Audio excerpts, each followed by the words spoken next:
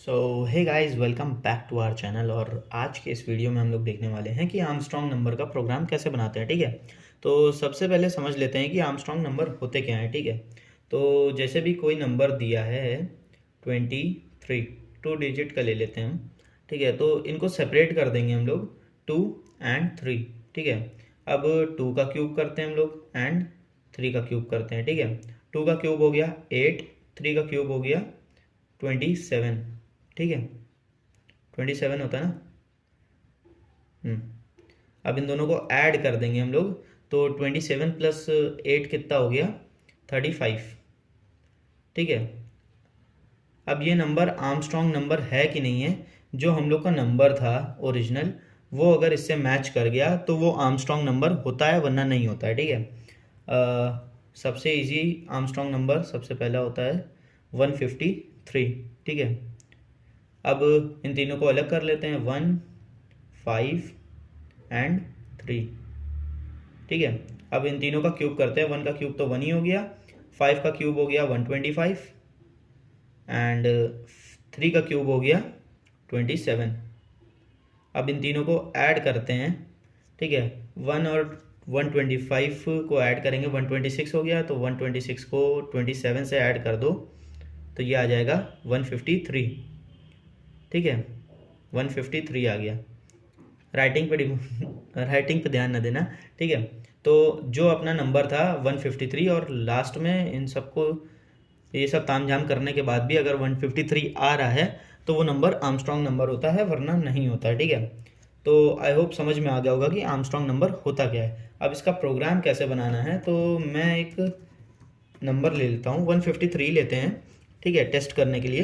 अब हम लोग क्या करते हैं, एक सबसे पहले क्या था कि एक एक नंबर इंडिविजुअल जो है उसका क्यूब करते हैं। ठीक है, तो इंडिविजुअल नंबर हम लोग कैसे सिलेक्ट करेंगे, हम लोग क्या करेंगे, मॉडुलस फंक्शन का यहाँ पे यूज़ करेंगे। ठीक है, एक मैं रिमाइंडर नाम से बना लेता हूँ।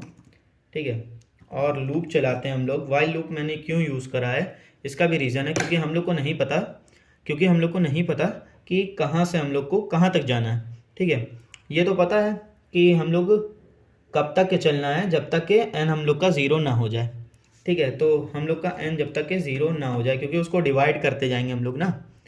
लेकिन फॉर लूप से हम लोग ये चीज़ नहीं कर सकते। ठीक है, आप लोग डू वाइल भी यूज़ कर सकते हो।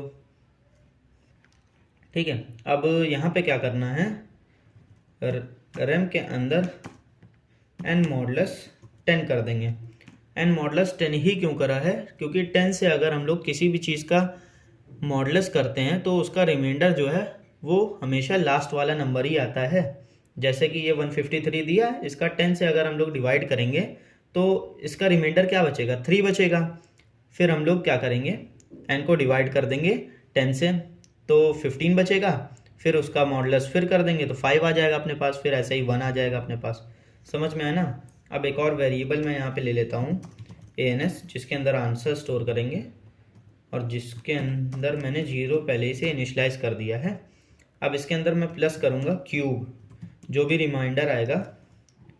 ठीक है, जो भी रिमाइंडर आया अपना उसका मैंने क्यूब कर दिया।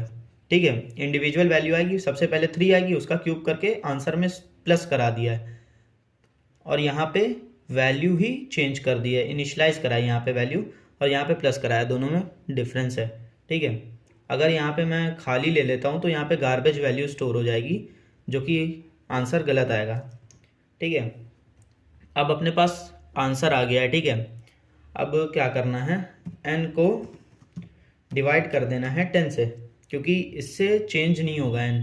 ठीक है, इससे तो अपने पास लास्ट वैल्यू रिमाइंडर में स्टोर हो रही है ना, रिमाइंडर में स्टोर हो रही है, लेकिन चेंज नहीं होगा। ये सब करने के बाद n को डिवाइड कर देंगे 10 से, तो ये 15 बचेगा, फिर 1 बचेगा, ऐसे।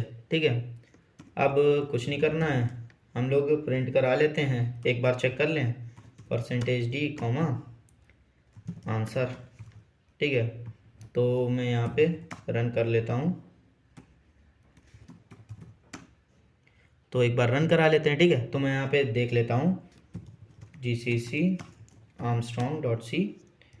अब हम लोग चेक करते हैं, देखो यहाँ पे 153 आ रहा है, इसका मतलब ये आर्मस्ट्रॉन्ग नंबर है।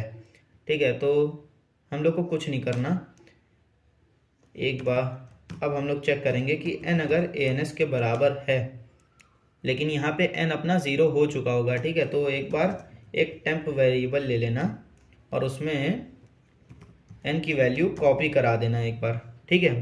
तो अब हम लोग टेम्प से कंपेयर कराएंगे, वरना n जो है वो डिवाइड हो के 0 हो चुका है ना, तो अपना n खो चुका है, तो हम लोग को पता नहीं होगा कौन से नंबर से कंपेयर करना है, तो इसलिए टेम्प में कॉपी करा ली वैल्यू।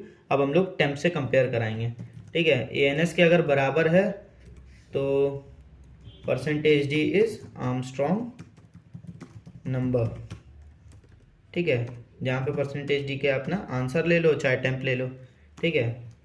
एल्स में हम लोग लिख देंगे % d is not Armstrong number, is not Armstrong number. यहाँ पे टेम्प लेते हैं अपना, क्योंकि ANS गलत भी आ सकता है ना, आर्मस्ट्रॉन्ग जब नहीं होगा तो गलत भी आ सकता है, लेकिन आर्मस्ट्रॉन्ग होगा तो अपना वो सेम ही आएगा, ठीक है। तो अब इसको रन करके देखते हैं। अभी तो 153 इज आर्मस्ट्रॉन्ग नंबर ही आएगा। यहाँ पे मैं अगर कोई और से नंबर ले लूँ, मैंने कुछ भी ले लिया, तो अब ये चेक करते हैं, तो ये आर्मस्ट्रॉन्ग नंबर नहीं है, ठीक है।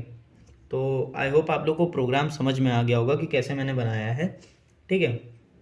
अगर नहीं समझ में आया तो एक बार रिवाइंड कर लेना वीडियो, और एक बार अच्छे से समझ लेना कि मैंने यहाँ पे क्या क्या करा है, ठीक है।